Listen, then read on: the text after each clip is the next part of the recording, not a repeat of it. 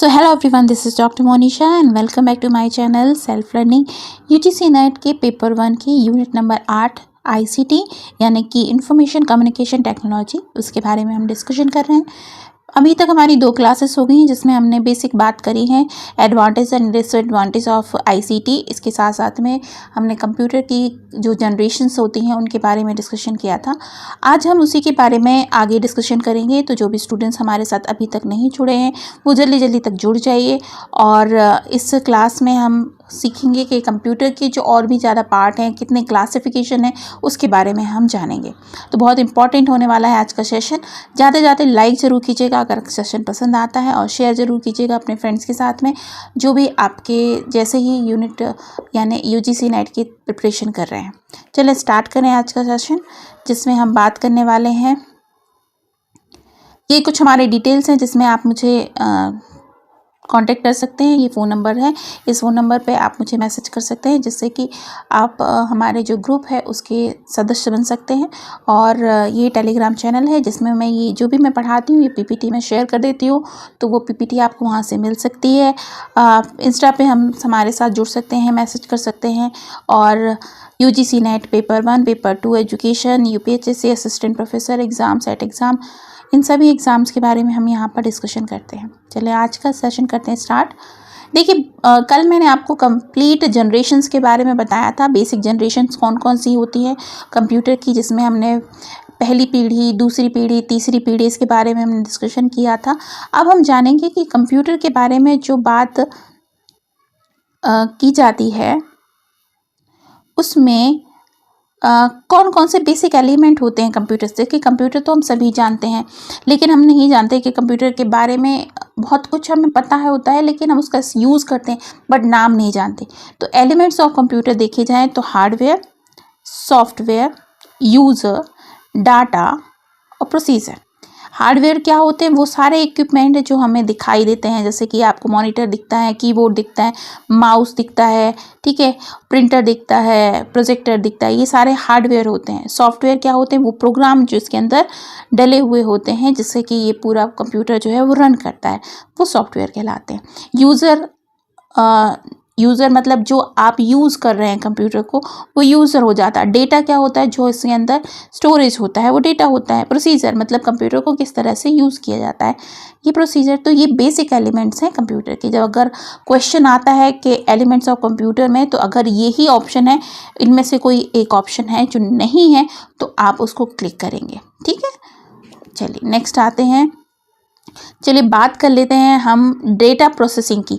मतलब जैसे आपने देखा होगा ना, जो कंप्यूटर होता है उसमें किस तरीके का होता है कि एक आपका मॉनिटर होता है, इसके साथ में CPU होता है, और उसके साथ में फिर आपका कीबोर्ड लगा हुआ होता है, माउस जुड़ा हुआ होता है, इससे साथ ही में प्रिंटर रखा हुआ होता है। इस तरीके के कंप्यूटर का पूरा सिस्टम होता है।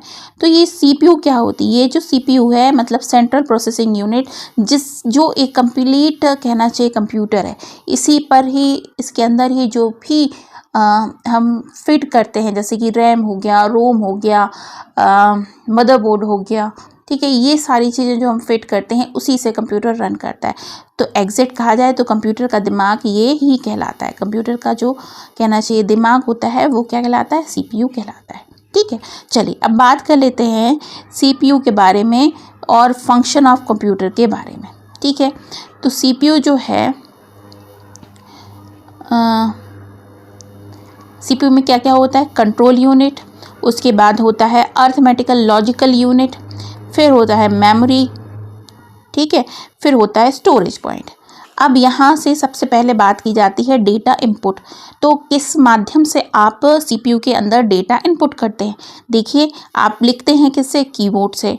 माउस से क्या करते हैं? आप रन करते हैं, माउस चलाते हैं, ठीक है। वेबकैम से आपकी जो पिक्चर है वो नज़र आती है, ठीक है। और माइक्रोफोन, इससे आवाज़ आती है। इस तरीके से ये सारी चीज़ें होती हैं जो इनपुट डिवाइस कहलाती। अभी मैं आपको इनपुट डिवाइस के बारे में और डिटेल में बताऊंगी, ठीक है। अब ये जो है ये क्या करता है? डेटा को इनपुट करता है CPU के अंदर, और फिर यहाँ पर होती है सारी प्रोसेस, डेटा एंड इंफॉर्मेशन की प्रोसेस होती है, ठीक है। इसको और अच्छे से समझ लेते हैं। देखिए यहाँ से क्या होता है? स्टोरेज, आपने इनपुट दिया, इनपुट के बाद में क्या हुआ, मेमोरी टेम्परेरी मेमोरी में गया, फिर अर्थमेटिकल लॉजिकल मेमोरी में गया, फिर कंट्रोल यूनिट में गया, फिर उसके बाद रिवाइज होकर स्टोरेज में गया, फिर परमानेंट स्टोरेज में गया। इस तरीके से कंप्लीट सीपीयू के अंदर प्रोसेस होती है। ठीक है, चले आगे बढ़ रहे हैं। इसके बाद क्या हुआ कि आपने देख लिया कि ये सीपीयू के अंदर प्रोसेस हो गई। उसके बाद में इनपुट जो होगा वो कहाँ पे जाएगा, इनपुट हो चला गया, फिर आउटपुट के द्वारा हमें दिखाई देगा, जिसमें कि मॉनिटर में हमें जो कुछ भी हम लिखेंगे वो नज़र आएगा। जैसे आपने ए लिखा तो मॉनिटर आपने कीबोर्ड में प्रेस किया क्या, ए, देन आपको मॉनिटर के ऊपर ए लिखा हुआ दिखाई देगा। ठीक है, प्रिंटर के द्वारा हमने यहाँ पर कमांड दी प्रिंटर की, तो यहाँ पे प्रिंट होकर आपके पास पेपर प्रिंटेड फॉर्म में आ जाएगा। आपने यहाँ से स्पीकर पर बोला, यहाँ पर सुनाई देगा। ठीक है, इसी तरीके से अगर आपने हेडफोन्स द्वारा सुनना है तो हेडफोन में सुनाई देगा। तो ये कंप्लीट प्रोसेस होती है आपकी किसकी, सीपीयू के द्वारा, है ना। चलिए आगे बढ़ जाते हैं। अब आता है फंक्शन ऑफ सीपीयू। फंक्शंस कौन कौन से होते हैं सीपीयू के, ठीक है, इसको देख लीजिए।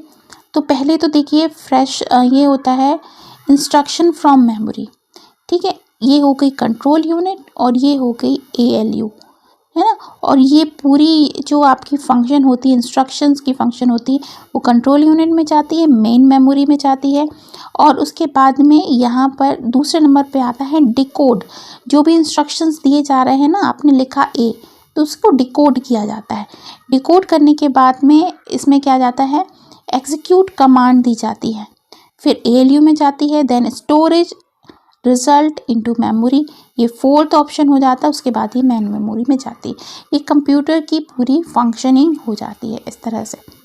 ठीक है, चलिए आगे बढ़ जाते हैं हम। अब आता है इनपुट डिवाइस के बारे में समझ लेते हैं कि किन किन माध्यम से कंप्यूटर में इनपुट दिया जाता है। ठीक है, तो सबसे पहला कीबोर्ड। कीबोर्ड से हम क्या करते हैं, लिखते हैं, है ना, कोई कमांड देते हैं। माउस, माउस क्या होता है, रन करते हैं हम, ऊपर नीचे फ़ोटोज़ को ऊपर नीचे करते हैं, स्क्रॉल डाउन स्क्रॉल अप करते हैं। स्कैनर क्या होता है, एक तरीके की डिवाइस होती है जिसमें आप कोई भी पेपर रखते हो और उसको आप मॉनिटर पर देख सकते हो, मतलब वो हार्ड कॉपी से सॉफ्ट कॉपी में कन्वर्ट हो जाता है। ठीक, इसी तरीके से ट्रैक बॉल होता है, जो माउस के ऊपर एक बॉल लगी हुई होती है, वो ट्रैक बॉल होती है। ठीक है, जॉयस्टिक भी इसी तरह से होती है।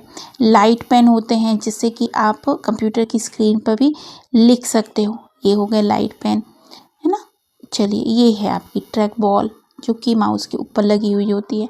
फिर आता है टच स्क्रीन। आजकल मोबाइल भी टच स्क्रीन है और लैपटॉप भी जो टच स्क्रीन आने लगे, मतलब आपको कोई इनपुट करने के लिए कीबोर्ड की ज़रूरत नहीं है, आप टच करके भी लिख सकते हैं। ऑप्टिकल कार्ड रीडर, ओसीआर भी होता है, जो कि कार्ड रीडर होता है। आपने देखा होगा ना, अलग से कुछ कार्ड डलता है जिसमें कि क्या होता है कि आपकी स्टोरेज अलग से आ जाती है ना, अलग से आप एक्सटर्नली स्टोर कुछ कर सकते हो उसमें। फिर आता है मैग्नेटिक इंक कैरेक्टर रिकॉग्नाइज़र। ठीक है, इसके बाद में ऑप्टिकल बार कोड रीडर। फिर आता है वॉइस रिकग्निशन डिवाइस, मतलब वॉइस को रिकॉग्नाइज करे जो। इसके बाद में ऑप्टिकल मार्क रीडर, OMR, है ना। ये सारे ही जो एलिमेंट्स हैं ये क्या है, कंप्यूटर में इनपुट डालने के लिए हैं। क्लियर, चलें आगे बढ़ जाते हैं हम। और इसके बाद है आउटपुट डिवाइस। अब ये सारी आउटपुट डिवाइसेस हैं। मॉनिटर है, आउटपुट डिवाइस है। इसके बाद में इस देखो, मॉनिटर में आप कुछ क्लिक नहीं करोगे, मॉनिटर में केवल आपका नज़र आएगा, है ना, इनपुट नहीं जाएगा उससे। LED मॉनिटर होते हैं, LCD मॉनिटर होते हैं। प्रिंटर में अगर इनपुट दिया गया है ना, तभी प्रिंटर से प्रिंट बाहर निकलेगा, इसलिए इसको क्या कहा जाएगा, आउटपुट डिवाइस। स्पीकर से आवाज़ सुनाई दी जाएगी, दी नहीं जाएगी उसमें आवाज़, तो ये भी क्या है, आउटपुट डिवाइस है। हेडफोन, फिर साउंड कार्ड, है ना, प्लॉटर, प्रोजेक्टर, ये सारे ही जो होते हैं वो क्या होते हैं, आउटपुट डिवाइस होती हैं। चलिए आगे बढ़ें, हम इसी कड़ी में आगे बढ़ जाते हैं। और नेक्स्ट स्लाइड पे पहुंचते हैं। देखिए यहाँ पर हम देख लेते हैं मॉनिटर और उसके टाइप्स। देखिए आपने देखे होंगे, मुझे नहीं लगता है कि आप में से जो भी स्टूडेंट्स अभी अभी पढ़ के निकले उन्होंने ये वाला मॉनिटर देखा भी हो।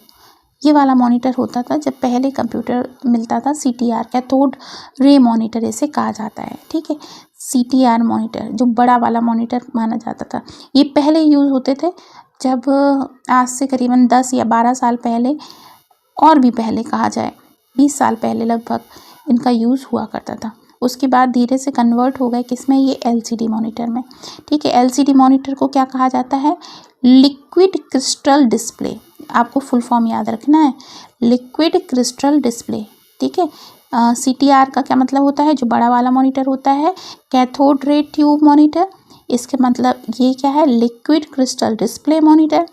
अब कन्वर्ट हो गए हैं LED में, मतलब लाइट एमिटिंग डायोड में आ गए हैं, और भी ज़्यादा एडवांस टेक्नोलॉजी के चलते अब आ रहे हैं क्या, प्लाज्मा डिस्प्ले। ठीक है, on the basis of colour representation. अब यहाँ पर क्या है, माइक्रोम, और फिर है ग्लिसरेल और क्लाउडर। चलिए आगे बढ़ते हैं हम। टाइप्स ऑफ प्रिंटर देख लीजिए, कौन कौन से प्रिंटर होते हैं, ये सारे ही क्वेश्चंस पूछे जाते हैं। तो प्रिंटर में कौन से होते हैं, 2 टाइप हो गए, इम्पैक्ट और नॉन इम्पैक्ट प्रिंटर। फिर इसके भी इम्पैक्ट प्रिंटर के भी 2 टाइप होते हैं। पहले आता है कैरेक्टर प्रिंटर, जिसमें डॉट मैट्रिक्स प्रिंटर और डेजी व्हील प्रिंटर कहलाता है। ठीक है, किसमें, कैरेक्टर प्रिंटर में। और इसके बाद में इम्पैक्ट फैक्टर में ही दूसरा जो प्रिंटर होता है वो कौन सा होता है, लाइन प्रिंटर, जिसमें आता है ड्रिम प्रिंटर, फिर आता है चेन प्रिंटर, और फिर आता है बैंड प्रिंटर। ठीक है, अब देखिए यहाँ पर कुछ प्रिंटर होते हैं जो ओल्ड टाइप के होते हैं, इम्पैक्ट प्रिंटर जो कहलाते हैं, जिनमें प्रोसेसिंग स्लो होती है। इसके बाद में नॉन इम्पैक्ट प्रिंटर है, इंकजेट प्रिंटर, लेज़र प्रिंटर और थर्मल प्रिंटर। ये न्यू टाइप के प्रिंटर्स होते हैं जिनमें प्रोसेसिंग अच्छी होती है। मोर पॉपुलर प्रिंटर देखा जाए तो LED प्रिंटर है, फोटो इंकजेट प्रिंटर है, मल्टी फंक्शन प्रिंटर और all in one printer, 3D printer, plotter, जो कि कहलाते हैं बहुत ही पॉपुलर आज की जनरेशन में देखा जाए तो सबसे ज़्यादा पॉपुलर प्रिंटर्स है। आगे बढ़ें, अब आ जाता है main point, classification of computer. ये बहुत इम्पॉर्टेंट एक टॉपिक है कंप्यूटर के बारे में। तो क्लासिफिकेशन देख लिया जाए तो कितने प्रकार से कंप्यूटर को डिवाइड किया गया है, based on size, based on work और बेस्ड ऑन पर्पस। ठीक है, ध्यान रखिए, साइज़ के हिसाब से 4 प्रकार के होते हैं, micro computer, mini computer, main frame computer और सुपर कंप्यूटर। ठीक है, सबसे छोटा माइक्रो, फिर मिनी, फिर मेन फ्रेम और फिर होता है सुपर। ठीक है, अब अगर बेस्ड ऑन वर्क देखा जाए तो एनालॉग कंप्यूटर, फिर digital computer, then hybrid computer. और बेस्ड ऑन पर्पस देखा जाए तो स्पेशल पर्पस और जनरल पर्पस।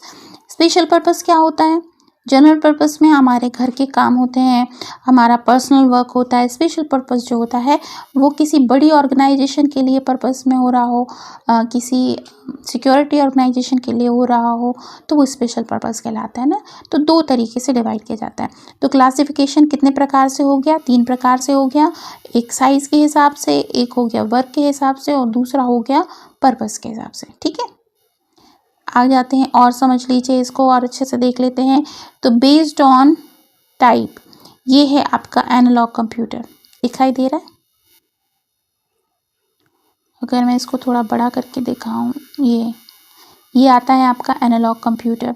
ठीक है, फिर आता है आपका ये है डिजिटल कंप्यूटर, ये है फिर आपका hybrid computer. Based on purpose देखा जाए तो ये हमारा जनरल पर्पस है, और ये हो गया आपका स्पेशल पर्पस। इसी तरीके से बेस्ड ऑन साइज़ तो ये माइक्रो कंप्यूटर है, ये मिनी कंप्यूटर है, ये मेन कंप्यूटर है, और फिर ये क्या है, सुपर कंप्यूटर। ठीक है, अब इसके बारे में थोड़ा और डिटेल में जानकारी ले लेते हैं, क्योंकि इससे जुड़े हुए बहुत सारे प्रश्न आपको देखने को मिलेंगे। ठीक है, तो क्लासिफिकेशन कंप्यूटर में देखा जाए तो type of computer is divided on the various ground by application on the basis of purpose on the size and capacity। Purpose का मतलब होता है कार्य, किस उद्देश्य से कंप्यूटर का इस्तेमाल किया जा रहा है। तो सबसे पहले आता है कार्य पद्धति के आधार पर क्लासिफिकेशन ऑन वर्किंग, है ना, वर्क के आधार पर। तो एनालॉग कंप्यूटर के बारे में कहा जाता है, ये इसमें विद्युत के एनालॉग के रूप में भौतिक राशि जो कुछ लगातार बदलती रहती है उसका प्रयोग किया जाता है। इनकी गति अत्यंत धीमी होती है। अब इस प्रकार के कंप्यूटर प्रचलन से बाहर हो गए हैं। एक साधारण घड़ी, वाहन गति मीटर, speedometer, volt meter analog computer के उदाहरण होते हैं। क्लियर, समझ में आ गया। एक घड़ी के जैसे होते हैं, भौतिक राशि इसमें लगी हुई होती है, लेकिन अब इसका इस्तेमाल नहीं किया जाता है। अब आ जाता है डिजिटल कंप्यूटर। तो डिजिटल कंप्यूटर ये इलेक्ट्रॉनिक संकेतों पे चलते हैं तथा गणना के लिए द्विआधारी अंक पद्धति यानी कि बाइनरी सिस्टम 0 और 1 के का प्रयोग करते हैं। इनकी गति तीव्र होती है। वर्तमान में प्रचलित कंप्यूटर इसी प्रकार के हैं। तो हमारे जो प्रेजेंट टाइम में हैं वो क्या कहलाते हैं, डिजिटल कंप्यूटर है। A digit means a number, that is a digital computer is a computer that count digits.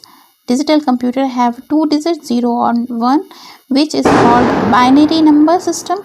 In work on basis these 2 digit are called bits. Next आता है आपका हाइब्रिड कंप्यूटर। ये क्या होता है, ये एक डिजिटल कंप्यूटर होता है, वो एनालॉग कंप्यूटर का मिश्रण होता है। मीन्स आज के जो हम डिजिटल कंप्यूटर के बारे में डिस्कशन कर रहे हैं वो डिजिटल कंप्यूटर है एंड एनालॉग कंप्यूटर है। इसका जो मिश्रण रूप है मतलब कॉम्प्लेक्स, दोनों कंबाइंड कर दिया गया है। इसमें गणना तथा प्रोसेसिंग के लिए डिजिटल रूप में प्रयोग किया जाता है, जबकि इनपुट तथा आउटपुट में एनालॉग संकेतों का उपयोग किया जाता है। इस तरह के कंप्यूटर का प्रयोग अस्पताल, रक्षा विज्ञान आदि में किया जाता है। ठीक है, हाइब्रिड कंप्यूटर का मतलब समझ गए ना, डिजिटल और एनालॉग दोनों को जब जोड़कर कंप्यूटर का इस्तेमाल किया जाता है। तो अब 3 type of computer based on size and capacity. तो साइज और कैपेसिटी के हिसाब से माइक्रो कंप्यूटर है, mini computer, main frame computer, super computer. इनके बारे में डिटेल पढ़ लीजिए। तो मेन फ्रेम कंप्यूटर ये क्या है, ये आकार में काफ़ी बड़े होते हैं। इसमें माइक्रो प्रोसेसर की संख्या अधिक होती है। इसमें कार्य करने और ग्रहण करने की क्षमता अधिक होती है। ये अत्यंत तीव्र गति के होते हैं। सामान्यतः 32 और 64 बिट माइक्रो प्रोसेसर का प्रयोग करते हैं। इस पर एक साथ कई लोग काम कर सकते हैं। इसमें ऑनलाइन रहकर भी बड़ी मात्रा में डेटा प्रोसेसिंग किया जाता है। अब इनका उपयोग कहाँ किया जाता है, बड़ी कंपनियों में, रक्षा अनुसंधान में और अंतरिक्ष आदि में किया जाता है। ठीक है, नेक्स्ट है मिनी कंप्यूटर। तो मिनी कंप्यूटर का यूज़ किया जाता है, ये छोटे होते हैं और मेन फ्रेम कंप्यूटर से छोटे होते हैं, लेकिन माइक्रो कंप्यूटर से इनका आकार बड़ा होता है। ठीक है, इनका इन्वेंशन कब हुआ था, 1985 में हुआ था। DEC डिजिटल इक्विपमेंट कॉरपोरेशन नामक कंपनी ने इसका कहना चाहिए क्या उद्घाटन किया था या फिर शुभारंभ किया था। इसमें अधिक माइक्रो प्रोसेसर होते हैं। इसकी संग्रहण क्षमता यानी कि इसकी स्टोरेज पावर ज़्यादा होता है। इनकी स्पीड अधिक होती है, ज़्यादा गति करते हैं इसका इस्तेमाल। इस पर कई व्यक्ति एक साथ काम कर सकते हैं, संसाधनों को साझा कर सकते हैं। यात्री आरक्षण, बड़े ऑफिस, कंपनी, अनुसंधान क्षेत्र में इसका उपयोग किया जाता है। क्लियर। तो मिनी कंप्यूटर का मतलब क्या हो गया, ऐसा कंप्यूटर जो कि मेन फ्रेम कंप्यूटर से तो छोटा है लेकिन माइक्रो कंप्यूटर से बड़ा है। ठीक है, इसमें कितने क्या कहा जाता है, DEC डिजिटल इक्विपमेंट कॉरपोरेशन का इस्तेमाल किया जाता है। क्लियर। फिर आता है माइक्रो कंप्यूटर। इसका विकास कब किया गया था, 1970 में ही किया गया था। इसका प्रारंभ जब हुआ जब CPU में माइक्रो प्रोसेसर का उपयोग किया जाने लगा। इसका विकास सर्वप्रथम IBM कंपनी ने किया था। इसमें 8, 16, 32 और 64 बिट के माइक्रो प्रोसेसर का उपयोग किया जाता है। VLSI नोट कर लेना ये सारी चीज़ें। VLSI very large scale integration और ULSI ultra large scale integration से माइक्रो प्रोसेसर के आकार में कमी आई जबकि क्षमता कई गुना बढ़ गई। मल्टीमीडिया और इंटरनेट के विकास में माइक्रो कंप्यूटर हर क्षेत्र में उपयोग होने लगे हैं। घर, ऑफिस, विद्यालय, रक्षा, मनोरंजन, चिकित्सा आदि सारी क्षेत्रों में उपयोग होते हैं। जो हम आज अपना घर में एक लैपटॉप या फिर एक कंप्यूटर या फिर एक कहना चाहिए एक मोबाइल का उपयोग करते हैं, ये सारी ही चीज़ें माइक्रो कंप्यूटर के उदाहरण हैं। ठीक है ना। आगे बढ़ जाएं हम। Personal computer. अब ये पीसी क्या होता है? आजकल प्रयुक्त होने वाले पीसी यानी पर्सनल कंप्यूटर वास्तव में माइक्रो कंप्यूटर ही है। देखिए हम लोग जो घर में अपने लैपटॉप रखते हैं वो क्या एक तरीके से पर्सनल कंप्यूटर ही तो है, जो आप अपने यूज़ के लिए करते हैं। ठीक है, ये छोटे आकार के होते हैं, सभी के लिए इस्तेमाल करने के लिए सही होते हैं। सिंगल यूज़र भी काम कर सकता है। इसका ऑपरेटिंग सिस्टम एक साथ कई सारे कार्य करने की क्षमता रखता है। मल्टीटास्किंग होता है। पीसी को टेलीफोन और मॉडेम के साथ सहायता से इंटरनेट से भी जोड़ा जा सकता है। इसमें कुछ प्रमुख पीसी निर्माता कौन है? IBM, Lenovo, Apple, del computer, फिर क्या है आसूस, एसर कहते हैं इसको, एसर। ठीक है, और HP। ये सारी जो हैं वो क्या है? पर्सनल कंप्यूटर बनाने वाली मेन निर्माता कंपनियां हैं। ठीक है, ध्यान रखिएगा इन सबको। और आपके पास कौन सा लैपटॉप या आपका कंप्यूटर है, इनमें से किस कंपनी का है वो बताना कमेंट सेक्शन में। पीसी अब ध्यान देते हैं हम क्या पर्सनल कंप्यूटर में क्या क्या चीज़ें हम डालते हैं। लैपटॉप हो गया, डेस्कटॉप हो गया, लैपटॉप हो गया और प्लॉमटॉप हो गया, फिर नोटबुक कंप्यूटर हो जाता है, टैबलेट हो जाता है, ये सारी चीज़ें। अब देखिए ये क्या है?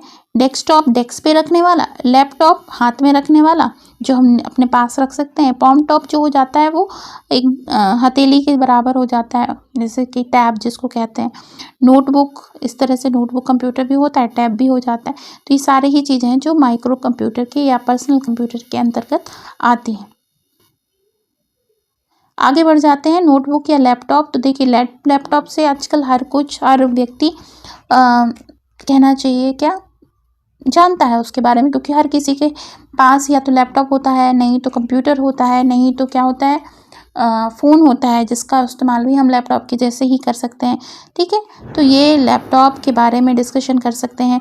इसका जो मॉनिटर है वो क्या होता है? LED मॉनिटर होता है, कीबोर्ड भी होता है, इसमें टच पैड भी होता है, हार्ड डिस्क भी होती है, CD DVD ड्राइव भी होता है, अन्य पोर्ट भी लगे हुए होते हैं। विद्युत के बगैर भी काम कर सकता है, ज़रूरी नहीं है कि लाइट का कनेक्शन हो। कंप्यूटर जब हम लगते थे ना उसके लिए लाइट का कनेक्शन ज़रूरी होता था, लेकिन लैपटॉप चार्ज किए जा सकते हैं, चार्ज करने के बाद आप उसको इस्तेमाल भी कर सकते हैं। ठीक है, चार्जेबल बैटरी इसमें होती है। इसमें वायरलेस फैसिलिटीज़ भी होती हैं, वाईफाई भी लग देते हैं। वाईफाई का फुल फॉर्म क्या होता है? Wireless fidelity. ठीक है, वायरलेस फिडिलिटी जो होता है उसको वाईफाई कहा जाता है। ब्लूटूथ का इस्तेमाल भी कर सकते हैं, इसमें इंटरनेट भी आसानी से जोड़ा जा सकता है। ठीक है, तो ये हो जाता है आपका लैपटॉप। सुपर कंप्यूटर के बारे में जान लेते हैं। सुपर कंप्यूटर क्या होता है? अब तक का सबसे शक्तिशाली और महंगा कंप्यूटर होता है क्या? सुपर कंप्यूटर, है ना। अब सुपर कंप्यूटर तो सुपर कामों में ही इस्तेमाल होगा ना ये। तो सुपर कंप्यूटर इसमें कई प्रोसेसर समांतर लगे होते हैं, मतलब कई सारे प्रोसेसर इस तरह से पैरेलल लगे हुए होते हैं। अब इसमें क्या है? इसके बाद में पैरेलल प्रोसेसिंग होती है, इसका उपयोग किया जाता है। समांतर प्रोसेसिंग में किसी कार्य को अलग अलग टुकड़ों में तोड़कर अलग अलग प्रोसेसर द्वारा संपन्न कराया जाता है। इस पर कई व्यक्ति एक साथ काम कर सकते हैं। मल्टी यूज़र होते हैं, इसकी जो स्टोरेज कैपेसिटी है वो ज़्यादा होती है, मेमोरी भी होती है वो भी ज़्यादा होती है। ठीक है, ये उच्च कोटि के होते हैं, मतलब सबसे सुपर होते हैं। विश्व का प्रथम सुपर कंप्यूटर कैरे 1 को माना जाता है। इसका निर्माण अमेरिका के research company carry research company में 1976 में किया था। और फिर आता है परम 8000, भारत का पहला सुपर कंप्यूटर है। इसका विकास स्वदेश में ही सीडेक कंपनी द्वारा 1990 में किया जाता है। देखिए इससे आपके 2 क्वेश्चन बन जाते हैं कि फर्स्ट सुपर कंप्यूटर कौन सा है? कैरे 1। ठीक है, कहाँ पे बनाया था? कैरे रिसर्च कंपनी अमेरिका की 1976 में बनाया था। परम जो है, परम 8000 है, इसका निर्माण कहाँ पे किया गया था? सुपर कंप्यूटर भारत का है, इसका सीडेक ने बनाया था 1990 में। ठीक है ना, तो इनको बहुत अच्छे से पढ़ लीजिए, क्योंकि ये सारे प्रश्न बनते हैं जो क्वेश्चन आते हैं, थोड़ी बहुत लापरवाही से हमारे ये क्वेश्चन गलत हो जाते हैं। ठीक है, तो सुपर कंप्यूटर के बारे में आपको समझ में आ गया। तो ये थी आज की क्लास जिसमें हमने कंप्यूटर के बारे में डिस्कशन किया। कंप्यूटर क्या होता है, क्या क्या इसकी फंक्शनिंग यूनिट्स होती हैं, क्या इसकी क्लासिफिकेशंस होते हैं, इनपुट डिवाइस क्या होती हैं, आउटपुट डिवाइस क्या होती हैं, सारी डिस्कशन हमने बहुत अच्छे से कर लिया। आई होप कि आपको बहुत क्लियरली समझ में आ गया होगा। अगर फिर भी कहीं पे भी कन्फ्यूज़न होता है तो आप मुझसे पूछ सकते हैं और कमेंट सेक्शन में पूछ सकते हैं। वैसे भी आप कमेंट कर सकते हैं। अगर वीडियो सही लगा हो, इन्फॉर्मेटिव लगा हो तो लाइक ज़रूर करना और लाइक करने के बाद शेयर ज़रूर करना अपने दोस्तों के साथ में, ताकि इस वीडियो को ज़्यादा से ज़्यादा लोगों तक पहुंचाओ, क्योंकि इन्फॉर्मेशन बहुत ज़रूरी है। अगर आप नेट की प्रिपरेशन कर रहे हो या फिर इसी तरह की किसी भी एग्ज़ाम की प्रिपरेशन कर रहे हो तो बहुत ज़रूरी है कि सब तक ये वीडियो पहुँचे। और सेल्फ लर्निंग की फैमिली का अगर आप हिस्सा हैं तो आपकी भी एक तरह से एक रिस्पॉन्सिबिलिटी बनती है कि इस फैमिली को बहुत तेज़ी से बड़ा किया जाए। तो बहुत तेज़ी से बड़ा करने के लिए आपको, हर व्यक्ति को जो भी है सेल्फ लर्निंग से जुड़कर रेगुलर क्लासेस अटेंड कर रहे हैं, ज़्यादा से ज़्यादा लोगों तक इस वीडियो को ज़रूर शेयर किया करो, ताकि बहुत सारे लोग हमसे जुड़ें और हमारी ये फैमिली जो है वो बड़ी होती जाए। ठीक है, तो इस वीडियो को करते हैं यहीं पर फिनिश। इस पीडीएफ को मैं शेयर कर दूंगी टेलीग्राम चैनल पर, आप उसे डाउनलोड कर सकते हैं और उसके साथ साथ में नोट्स भी प्रॉपर बना सकते हैं। ठीक है, कल फिर मिलते हैं सेम टाइम पे, तब तक के लिए अपना बहुत ख्याल रखिए। Bye bye.